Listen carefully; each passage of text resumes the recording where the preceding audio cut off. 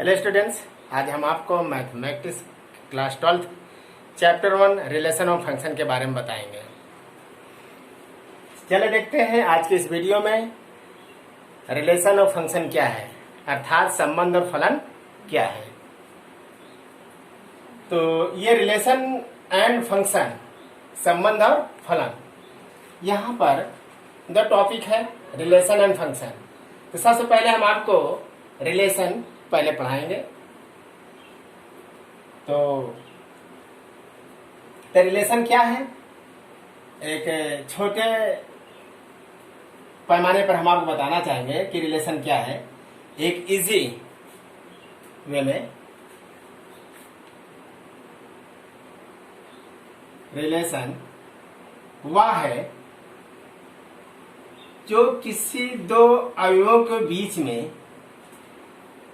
दो अवयवों मतलब दो एलिमेंट्स, संबंध होने के लिए दो एलिमेंट्स का होना बहुत जरूरी है। जैसे मान लो पहला एक अवयव ये है ए, दूसरा अवयव क्या है बी।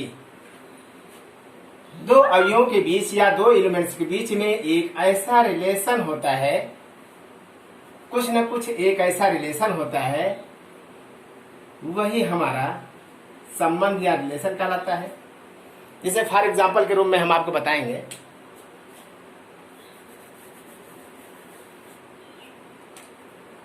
जैसे एक एलिमेंट्स राम है, दूसरा एलिमेंट्स क्या है मोहन। राम और मोहन में क्या संबंध है?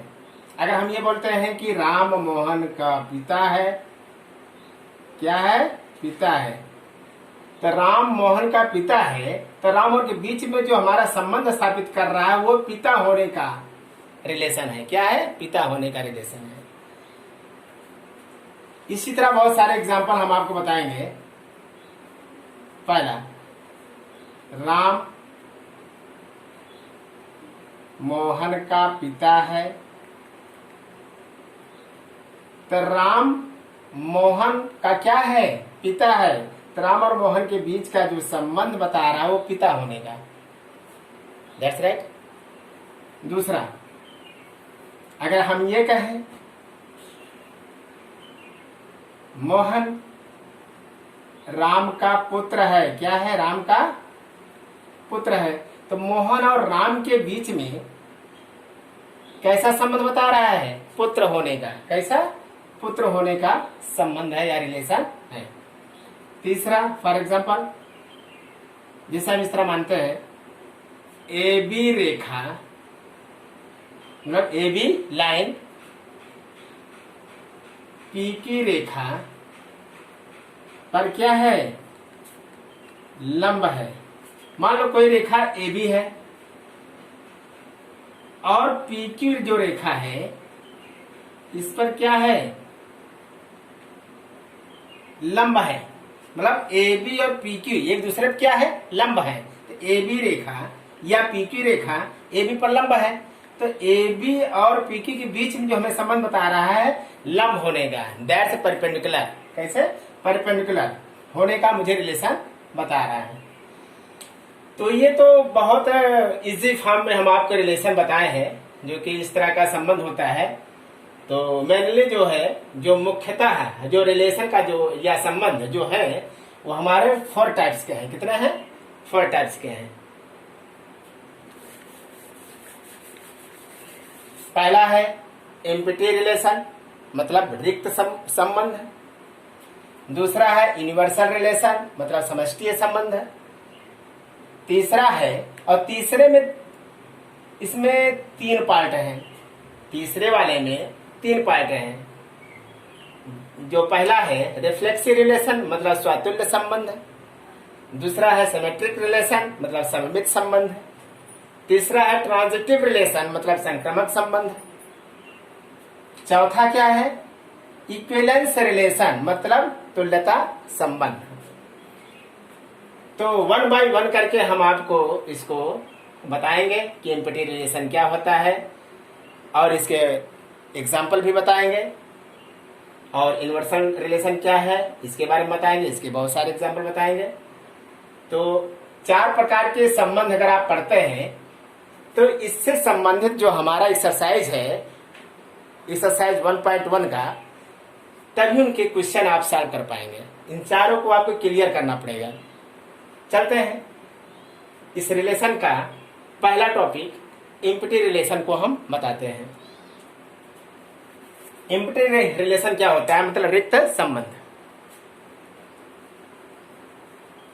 या इसमें आप ये बता सकते हैं रिक्त संबंध क्या होता है? ऐसा संबंध जो कोई संबंध न बनाए, ऐसा संबंध जो कोई संबंध न बनाए, मतलब कोई रिलेशन ही ना रहे, तो हमारा क्या है? रिक्त संबंध। तो मैथमेटिक्स भाषा में हम आपको बताएंगे, मान लीजिए लेट्स कोई एक समुच्चय ए है, मतलब सेट ए 1, 2, 3, 4, 5।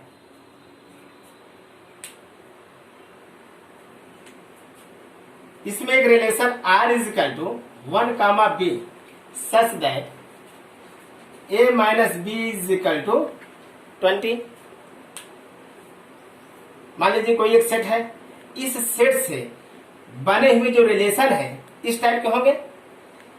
इस सेट से बने हुए जो रिलेशन है इसी टाइप के पेयर होंगे।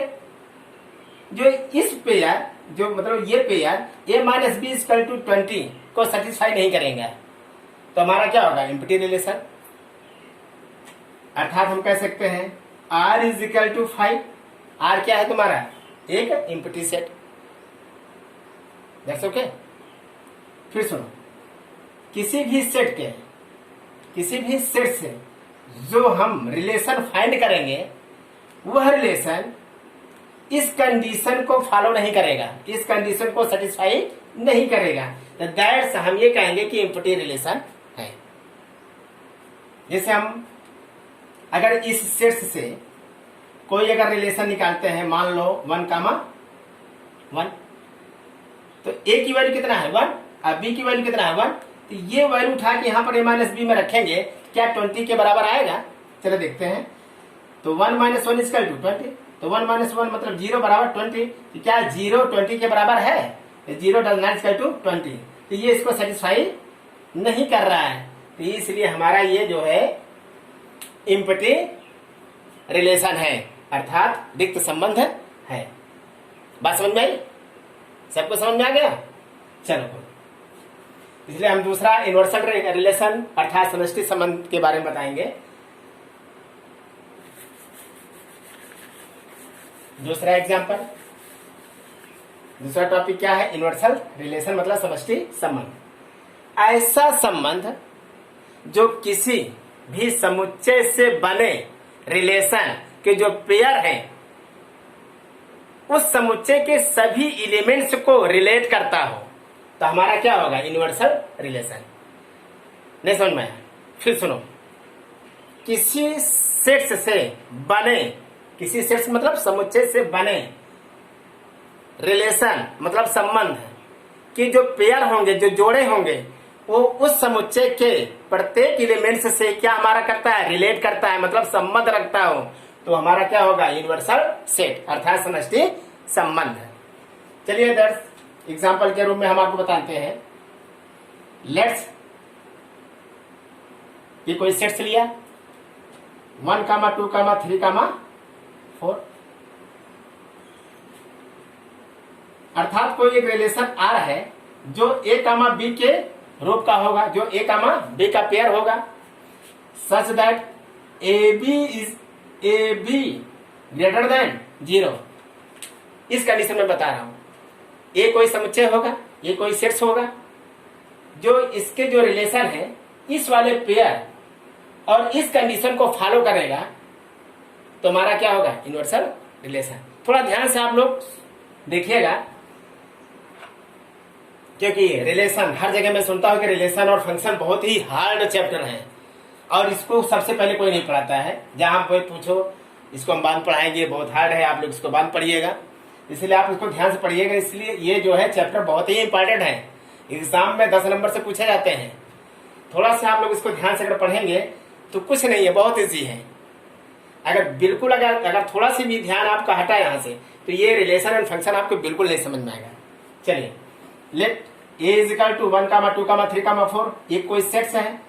इससे बने हमारा जो रिलेशन है ए कामा बी का जो यहाँ पेयर होगा वो ए बी ग्रेटर देन 0 को क्या करेगा, सेटिस्फाई करेगा। तो हमारा क्या होगा, यूनिवर्सल सेट। जैसे एग्जाम्पल के रूप में इसको हम सॉल्व करके दिखाएंगे आपको। जैसे ए से कोई रिलेशन आर अगर फाइंड होता है 1,1 मतलब ए क्रॉस ए से जो बनता है वही तो हमारा रिलेशन है। अर्थात किसी भी समुच्चय से ए क्रॉस ए जब हम निकालते हैं तो वही हमारा रिलेशन आर होता है। तो उसमें से एक पेयर 1,1 जो इसमें हम पुट करेंगे और 0 से बड़ा होगा, 0 से बड़ा होगा तो इसको हम सेटिस्फाई कराएंगे, अर्थात ये इससे रिलेट करेगा। चलिए, ए की वैल्यू 1, बी की वैल्यू 1 ग्रेटर देन 0, तो 1 1 इज ग्रेटर देन 0 मतलब 0 से बड़ा है। जब ये कंडीशन 0 से बड़ा है मतलब ये सत्य है, ट्रुथ है, तो इसको फॉलो कर रहा है, मतलब ये कंडीशन इसको सेटिस्फाई कर रहा है। तो हमारा क्या है, यूनिवर्सल रिलेशन मतलब समष्टि संबंध। चलते हैं तीसरा देखते हैं। तीसरे वाले कंडीशन में हमारे पास 3 है। एक रिफ्लेक्सिव रिलेशन है अर्थात स्वतुल्य संबंध, दूसरा है सिमेट्रिक रिलेशन अर्थात सम्मित संबंध, तीसरा हमारा ट्रांजिटिव रिलेशन अर्थात संक्रमक संबंध मतलब ट्रांजिटिव रिलेशन।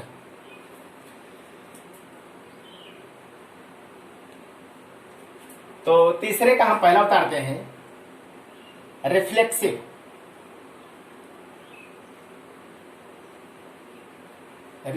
रिलेशन। ये बहुत इंपॉर्टेंट है, एग्जाम में इसी को लेकर ही पूछता है, क्वेश्चन बनाता है। Reflexive relation, symmetric relation, transitive relation और इक्विवेलेंस रिलेशन चौथा है, ये बहुत इंपॉर्टेंट है, ठीक है ना। रिफ्लेक्सिव रिलेशन क्या होता है, स्वतुल्य संबंध। स्वतुल्य संबंध मतलब रिफ्लेक्सिव रिलेशन वह है जो अपने आप में संबंध बनाता हो, मतलब इटसेल्फ मीन्स इटसेल्फ, जो अपने आप से संबंध बनाता हो।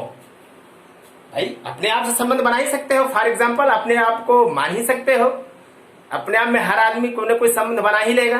तो इटसेल्फ कहो या स्वतुल्य कहो या तो रिफ्लेक्सिव रिलेशन। जैसे कोई एक सेट लेते हैं ए इज इक्वल टू 1, 2, 3, 4, 5। अब इस सेट से कोई रिलेशन फाइंड होगा तो ए क्रॉस ए से ही तो बनता है ना। आप लोग मालूम होना चाहिए, जब आप समुच्चय पढ़े होंगे, सेट्स पढ़े होंगे 11th में, तो वहां R is equal to A cross A find करते थे, तो वही तुम्हारा तो रिलेशन है। तो इस सेट से जब R is equal to A cross A जब हम फाइंड करेंगे तो 1, 1, 2, 2, 3, 3, 4, 4 और 5, 5। इसमें तो बहुत सारे जो है रिलेशन फाइंड हो सकते हैं, लेकिन हम वही रिलेशन इसमें से निकाल रहे हैं जो अपने आप में ये जो इटसेल्फ हो, जो रिफ्लेक्सिव रिलेशन हो, जो अपने आप में संबंध रखता हो। 1, 1 अपने आप में संबंध रखता है, 2, 2 अपने आप में संबंध रखता है, इटसेल्फ है। 3, 3 अपने आप में संबंध रखता है जो इटसेल्फ है। 4, 4 अपने आप में संबंध रखता है जो इटसेल्फ है। 5, 5 अपने आप में संबंध रखता है जो इटसेल्फ है। इस कंडीशन को रिफ्लेक्सिव रिलेशन कहते हैं, अर्थात हम कह सकते हैं ए कामा ए, बी कामा बी, सी कामा सी। तो आर बिलोंग्स ए कामा ए, ये तुम्हारा क्या है, रिफ्लेक्सिव रिलेशन जो अपने आप में संबंध रखता हो। 1 का संबंध 1 से है तो 1 का संबंध 1 से ही है, 2 का संबंध 2 से है तो 2 का संबंध 2 से ही है, 3 का संबंध 3 से है तो 3 का संबंध 3 से है। तो ये इटसेल्फ है, क्या है, रिफ्लेक्सिव रिलेशन है। That's okay. चलिए सेकंड वाला देखते हैं। तीसरे का सेकंड क्या है, सिमेट्रिक रिलेशन मतलब सममित सममित संबंध, सममित संबंध।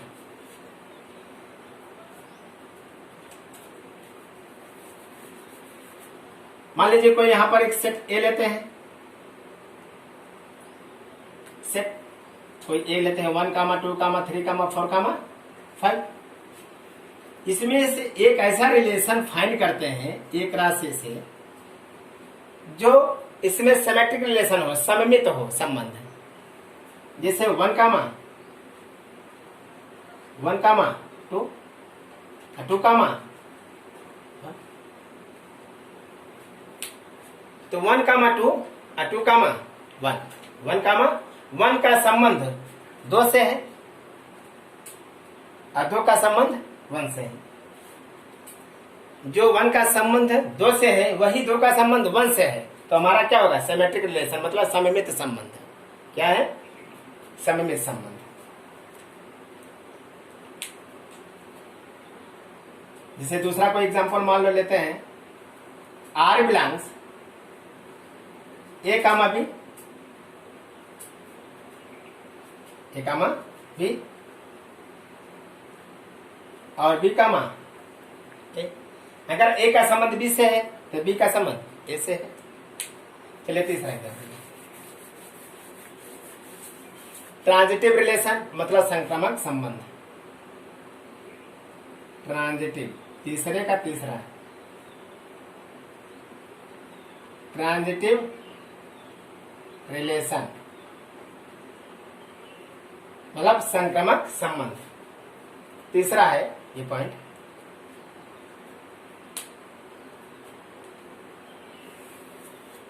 जैसे मान लो कोई एक सेट ए है, माना 1, 2, 3, 4, 5। अगर हम इसमें से कोई एक रिलेशन आर इस तरह फाइंड करते हैं एक राशि से, एक राशि के थ्रू, तो हम कहेंगे 1, 2, 2, 3, तो 1, अगर 1 का संबंध 2 से है, 2 का संबंध 3 से है, तो क्या 1 का संबंध 3 से नहीं होगा? अर्थात हम कहेंगे R बिलोंग्स X का संबंध Y से, Y का संबंध Z से। क्या X का संबंध Z से नहीं होगा?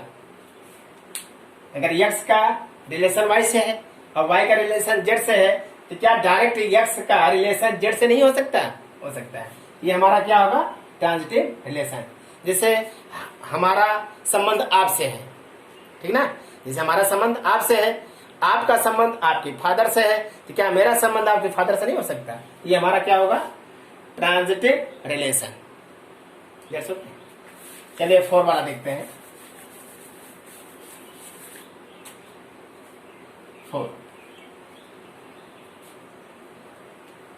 इक्विवेलेंस रिलेशन मतलब तुल्यता संबंध, मतलब तुल्यता संबंध रिलेशन।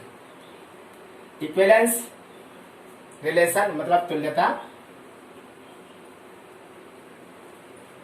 संबंध। यह ऐसा संबंध है जिसमें रिफ्लेक्सिव रिलेशन मतलब स्वतुल्य संबंध है, और सिमेट्रिक रिलेशन मतलब सममित संबंध, मतलब ट्रांजिटिव रिलेशन मतलब संक्रामक संबंध। ये तीनों संबंध इसमें अगर पाए जाते हैं तो हमारा क्या होता है? इक्विवेलेंस रिलेशन मतलब तुल्यता संबंध। जहां पर ये तीनों संबंध पाए जाते हैं वहां पर तुल्यता संबंध कहलाता है। जैसे कोई हम एग्जांपल लेते हैं, कोई एक सेट ए लेते हैं 1, 2, 3, मान लो ये इधर 1, 2, 3, तो यहां पर एक रिलेशन आर फाइंड करते हैं एक रास ए से। तो क्या करेंगे? 1, 2, 3, यहां क्रॉस सेट्स 1, 2, 3।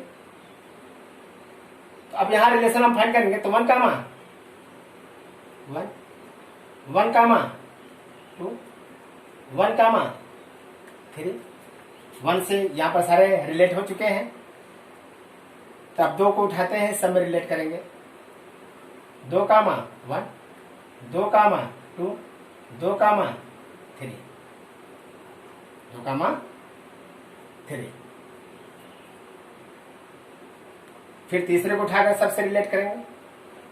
3 कामा 1 और 3 कामा 2 और 3 कामा 3।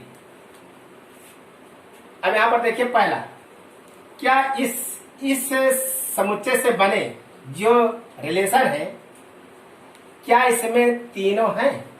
क्या इसमें रिफ्लेक्सिव रिलेशन है, सिमेट्रिक रिलेशन भी है, ट्रांजिटिव रिलेशन भी है? मतलब क्या इसमें तीनों रिलेशन है? अगर तीनों रिलेशन इसमें पाए जाते हैं तो हमारा इक्विवेलेंस रिलेशन मतलब तुल्यता संबंध है।